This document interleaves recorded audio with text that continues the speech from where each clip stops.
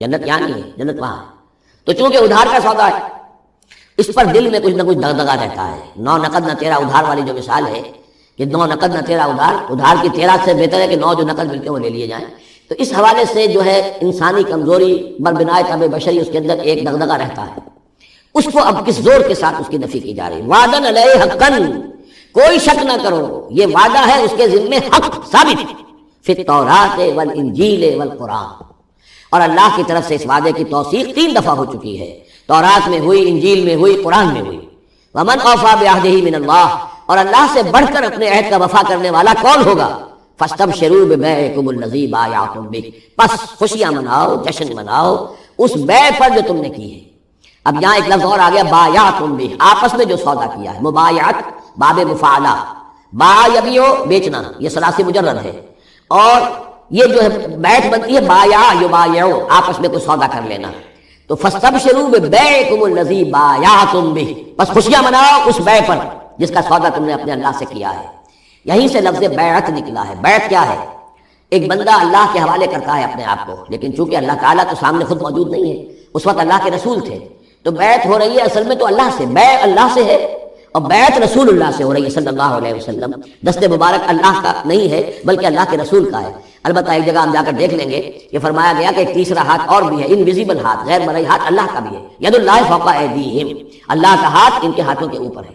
تو یہ بیع ہے، یہ سودا ہے، یہ ایمان کا لازمی تقاضا ہے۔ ان اللہ اشتری من المؤمنین انفسهم واموالهم بان لهم الجنہ یقاتلون فی سبیل اللہ فیقتلون ویقتلون وعدا علیہ حقا فی التوراۃ والانجیل والقرآن ومن اوفی بعہدہ من اللہ فاستبشروا ببیعکم الذی بایعتم بہ وذلک هو الفوز العظیم۔ اور یہی ہے بہت بڑی کامیابی۔ اللہ تعالی ہم میں سے ہر ایک کو یہ توفیق دے کہ اللہ کے ساتھ یہ بیع و شرا ہم کریں، اللہ کے ساتھ سودا کریں اور اللہ تعالی کے ہاتھ اپنی جانیں اور مال بیچیں۔ اب اس کا جو ظہور ہوگا انسانی شخصیت میں وہ کیا ہے؟ یہ آیت بھی بڑی ہی گمبھیر اور بڑی جامع آیت ہے، بہت جامع آیت ہے۔ اس میں 9 الفاظ آئے ہیں، التائبون العابدون الحامدون السائحون الراکعون الساجدون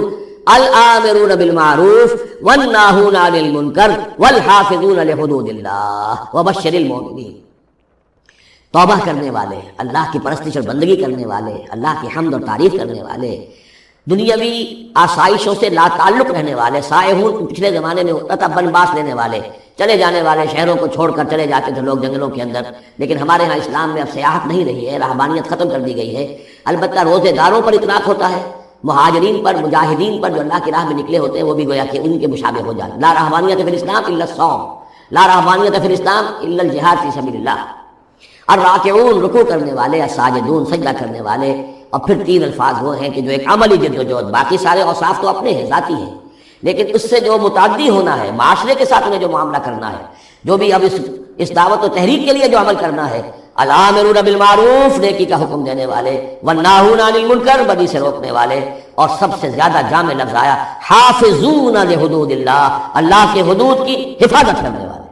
گویا کہ خدائی فوجدار بن کر کھڑے ہو جانے والے، یہ اللہ کے حدود ہیں، ہم پامال نہیں کرنے دیں گے، ہم انہیں توڑنے نہیں دیں گے۔ یہ ہے وہ در حقیقت جو منہج انقلاب نبوی کے ضمن میں اس دور میں جو ایک اجتہاد کی ایک ضرورت ہے کہ جو بھی آخری مرحلہ ہوگا جبکہ وہ سارے مراحل طے ہو چکے ہوں تو اس میں نہی عن المنکر بالید، کہ ہم حدود اللہ کو اب نہیں ٹوٹنے دیں گے اور ہم پوری طاقت کے ساتھ حفاظت کریں گے اللہ کی حدود کی، اور جو بھی منکرات ہیں ان کو روکیں گے۔ وبشر المؤمنین، اور اے نبی ان اہل ایمان کو آپ بشارت دے دیجئے، اللہم ربنا اجعلنا منہم۔ ما کان للنبی والذین آمنوا ان یستغفروا للمشرکین ولو کانوا اولی قربی، اور یہ نبی کے لیے اور نہ ہی اہل ایمان کے لیے یہ روا ہے کہ وہ استغفار کریں، بخشش چاہیں مشرکین کے لیے، خواہ وہ ان کے قرابت دار ہوں، ولو کانوا اولی قربی من بعد ما تبین لهم، اس کے بعد کہ ان کے لیے یہ بات واضح ہو چکی ہو انہم اصحاب الجحیم، کہ وہ لوگ جہنمی ہیں۔ وما کان استغفار ابراہیم لابیہ الا عن موعدۃ وعدہا ایاہ، اور نہیں تھا استغفار کرنا ابراہیم کا اپنے والد کے حق میں مگر ایک وعدے کی بنیاد پر کہ جو انہوں نے اس سے کیا تھا، جب گھر سے نکالا ہے باپ نے، یہ ہم سورہ مریم میں پڑھیں گے، تو اس وقت وعدہ کر کے نکلے تھے، ساستغفر لک ربی انہ کان بی حفیہ، وہ وعدہ نبھاتے رہے، اور وہ نبھاتے اس لیے رہے کہ امید تھی کہ جب تک وہ زندہ تھا باپ کہ شاید اللہ تعالیٰ اس کو ہدایت دے دے اور یہ ایمان پر آ جائے، لیکن جب اس کی موت واقع ہو گئی تو انہوں نے استغفار بند کر دیا، اس لیے کہ اب ثابت ہو گیا کہ وہ درحقیقت کفر کے اوپر اڑا رہا اور موت جب واقع ہو گئی تو اب تو توبہ کا دروازہ بند ہو چکا۔ فلما تبین له انه عدو للہ، اور جب ان پر یہ بات روشن ہو گئی، واضح ہو گئی کہ وہ تو اللہ کا دشمن ہے، تبرأ منہ، تو ان سے تبرئ کیا، ان سے اعلان بیزاری کر دیا۔ ان ابراہیم لأواہ حلیم، یقیناً ابراہیم تو بہت نرم دل تھے اور بہت ہی حلیم متبع تھے۔ وما کان اللہ لیضل قوما بعد اذ ہداہم، اور یہ اللہ کی شان نہیں ہے، اللہ کا یہ طریقہ نہیں ہے کہ وہ کسی قوم کو گمراہ کر دے اس کے بعد کہ انہیں ہدایت دی ہو، حتی یبین لہم ما یتقون، جب تک کہ واضح نہ کر دے جس چیز سے بچنا چاہیے۔ یعنی جب تک یہ آیت قرآن میں نہیں اتری تھی، اگر کسی مسلمان نے اپنے کسی مشرک باپ یا ماں کے لیے دعا کی ہے تو اللہ نے اس کے لیے معافی کا اعلان کر دیا، چونکہ اس بات سے ابھی تک تمہیں آگاہ نہیں کیا گیا تھا کہ اہل ایمان کے لیے روا نہیں ہے کہ مشرکین کے لیے استغفار کریں، تو جب تک یہ حکم نہیں آ گیا تھا جو بھی اگر کسی نے کیا ہے تو اللہ تعالیٰ اس پر کوئی باس پوس نہیں کرے گا۔ ما کان اللہ لیضل قوما بعد اذ ہداہم حتی یبین لہم ما یتقون، جب تک کہ واضح نہ کر دیا جائے کہ ان چیزوں سے آپ کو بچنا ہے۔ ان اللہ بکل شیء علیم، یقیناً اللہ تعالیٰ ہر شے کا جاننے والا ہے۔ ان اللہ لہ ملک السماوات والارض، یقیناً اللہ ہی کے لیے ہے آسمانوں اور زمین کی بادشاہی، یحیی و یمیت، وہی زندہ رکھتا ہے، وہی موت وارد کرتا ہے۔ ما لکم من دون اللہ من ولی ولا نصیر، اور تمہارے لیے کوئی نہیں ہے، کوئی نہ حمایتی اور نہ کوئی مددگار اللہ کے سوا۔ لقد تاب اللہ علی النبی والمہاجرین والانصار، اللہ تعالیٰ مہربان ہوا، شفقت فرمائی اللہ تعالیٰ نے اپنے نبی پر بھی صلی اللہ علیہ وسلم، والمہاجرین اور مہاجرین پر، والانصار اور انصار پر، الذین اتبعوہ فی ساعۃ العسرۃ، جنہوں نے ان کا ساتھ دیا، ان کی پیروی کی، ان کا اتباع کیا بڑی مشکل وقت میں۔ یہ اسرہ جو ہے اس کو کہا جاتا ہے تبوک کو جیش الاسرہ، بہت ہی تنگی تھی، راشن کی بہت کمی تھی، بھوک کا معاملہ، قحط کا معاملہ، بہت سخت آزمائش تھی جو اللہ تعالیٰ نے اس وقت مسلمانوں کی ہے۔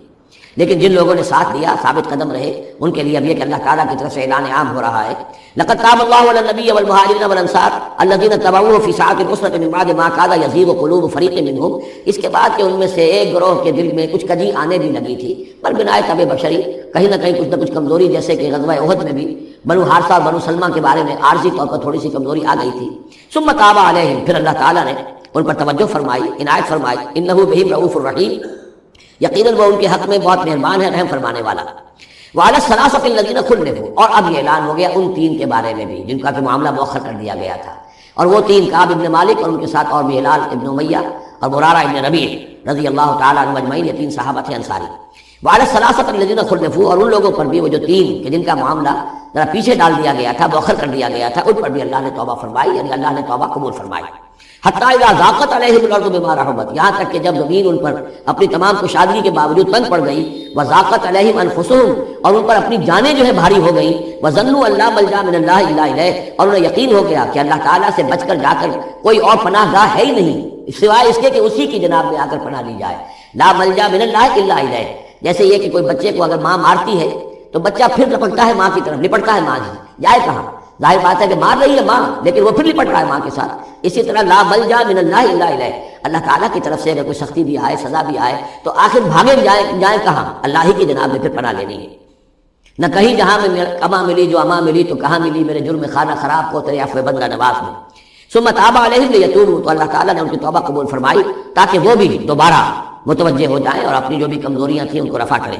ان اللہ هو التواب الرحیم، یقیناً اللہ تعالیٰ تواب ہے اور رحیم ہے۔ یا ایھا الذین آمنوا اتقوا اللہ وکونوا مع الصادقین، اہل ایمان اللہ کا تقوی اختیار کرو اور دیکھو صادقین کی جماعت کے ساتھ جڑے رہو۔ یہ جڑے رہنا جو ہے یہ ہے در حقیقت کسی جماعتی زندگی کے اندر، جیسا کہ ہم نے اس سے پہلے پڑھا تھا سورہ انعام میں، لہم اصحاب یدعونہ الی الہدی ائتنا،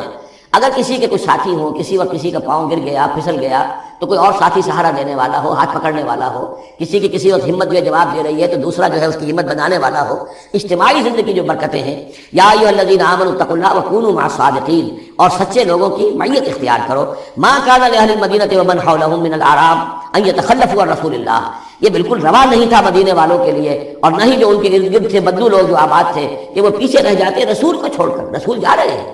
تپتی راہیں مجھ کو پکارے، دامن پکڑے چھاؤں گھنیری، وہ تپتی راہوں کی طرف رسول تو جا رہے ہیں اور یہ بیٹھے رہے اپنی ٹھنڈی چھاؤں کے اندر۔ وَلَا يَرْغَبُوا بِأَنفُسِهِمْ عَن نَفْسِهِ، اور نہ ان کے لیے یہ روا تھا کہ وہ نبی کی جان سے بڑھ کر اپنی جان کی فکر کرتے، اپنی جان کی پرواہ کرتے، اپنی آسائش اور اپنی حفاظت اور اپنی عافیت جو ہے اس کی فکر کرتے۔ ذَلِكَ بِأَنَّهُمْ لَا يُصِيبُهُمْ ظَمَأٌ، یہ اس لیے کہ انہیں نہ تو آتی کوئی بھوک پیاس لگتی، ولا نصب، نہ کوئی ان کے اوپر تکان کاری ہوتی، ولا مخمصۃ، نہ کبھی انہیں فاقے کی تکلیف دوبارہ کرنا پڑتی فی سبیل اللہ، اللہ کے راہ میں، ولا یطعون موطئا، اور نہیں وہ قدم رکھتے کسی جگہ پر یغیظ الکفار، جس سے کہ کفار کو جو ہے کے دلوں میں آگ لگے، ولا ینالون من عدو نیلا، اور نہ وہ لیتے اپنے دشمن سے کچھ بھی، کوئی بازی حاصل کرتے، کچھ پاتے، کچھ اس سے فتح حاصل کرتے، الا کتب لهم به عمل صالح، مگر یہ کہ ہر اس فعل کے ساتھ ساتھ ان کے اعمال میں عمل صالح نیکیوں کا اندراج ہوتا رہتا، چاہے کبھی بھوک لگتی، کبھی پیاس لگتی، کبھی کوئی اور تکلیف ہوتی، کہیں چلنا پڑتا، اس کی مشقت ہو جاتی، تکان ہو جاتی، کہیں دشمن سے کوئی غدر پہنچا کر اہل ایمان کو لیے کوئی نفع حاصل کر لیا جاتا، جو بھی ہوتا یہ سب کا سب ان کے نامہ اعمال میں نیکیوں کی صورت میں درج ہوتا چلا جاتا۔ ان اللہ لا یضیع اجر المحسنین، یقیناً اللہ تعالیٰ محسنوں کے اجر کو ضائع نہیں کرتا۔ ولا ينفقون نفقة صغيرة ولا كبيرة، اور نہ ہی وہ خرچ کرتے کوئی نفقہ، کوئی انفاق چھوٹا ہو یا بڑا، ولا يقطعون واديا، اور نہ طے کرتے کوئی وادی، الا كتب لهم، مگر یہ کہ وہ لکھ لی جاتی، ان کے سارے نامہ اعمال کے اندر یہ سارے اعمال درج ہو جاتے، ليجزيهم الله احسن ما كانوا يعملون، تاکہ اللہ تعالیٰ انہیں بدلہ دیتا بہت ہی عمدہ اس کا کہ جو وہ کرتے رہے ہیں۔ وما كان المؤمنون لينفروا كافة، اور اہل ایمان کے لیے یہ بات تو ممکن نہیں ہے کہ وہ سب کے سب نکل آئیں۔ اب یہ در حقیقت حل بتایا جا رہا ہے، کیونکہ یہ بات سامنے آ چکی ہے کہ جو لوگ بدو ہیں، بادیہ نشین ہیں، وہ کفر میں اور نفاق میں زیادہ سخت ہیں، ان کو حضور کی صحبت سے فائدہ نہیں پہنچ رہا، استفادہ نہیں کر پاتے۔ اب کیا کیا جائے، اس کا حل کیا ہو؟ یہ تو ممکن نہیں ہے کہ سارے بادیہ نشین آئیں اور مدینے میں آباد ہو جائیں۔ ما کان المؤمنون لینفروا کافہ، سب کے سب اپنے اپنے علاقوں کو چھوڑیں اور آ جائیں مدینے میں، تو اب کیا شکل ہوگی؟ فلولا نفر من کل فرقۃ طائفۃ منهم طائفۃ، تو کیوں نہ نکلے ہر ایک جماعت میں سے ایک گروہ، ایک حصہ، لیتفقہوا فی الدین، وہ آئیں حضور کی خدمت میں رہیں، تفقہ فی الدین حاصل کریں، دین کا فہم، دین کی سمجھ حاصل کریں، وَلْيُنذِرُوا قَوْمَهُمْ إِذَا رَجَعُوا إِلَيْهِمْ، اور پھر جب جائیں اپنی قوم کی طرف واپس تو اپنی قوم کو بھی خبردار کریں، لَعَلَّهُمْ يَحْذَرُونَ، تاکہ وہ بھی بچیں۔